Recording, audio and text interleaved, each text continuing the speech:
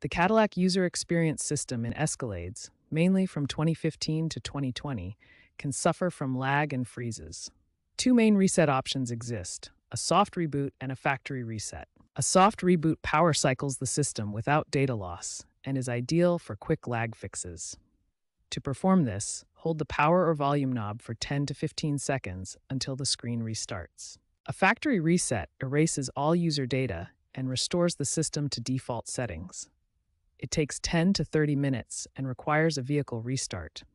Access this through the Settings menu or the Hidden Service menu by holding the Home and Fast Forward buttons simultaneously for 5 seconds, then navigating to Diagnostics.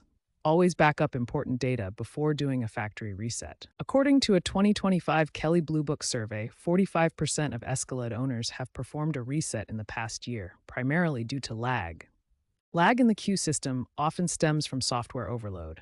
Prevent this by limiting active apps and ensuring the system has the latest OTA updates from GM.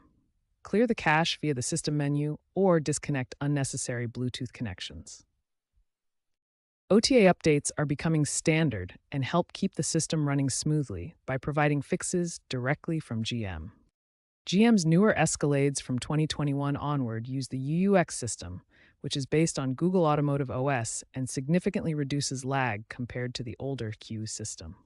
Future models may feature AI-driven predictive maintenance for automatic reboots.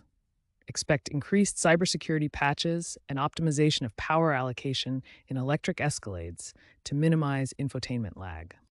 Experts at Consumer Reports in 2025 rated CU's reliability at 3 out of 5 stars, acknowledging the effectiveness of resets but noting persistent lag for 35% of users. A 2024 Reddit case study showed that a factory reset fixed persistent lag, restoring 90% functionality. Always prioritize OTA updates from GM.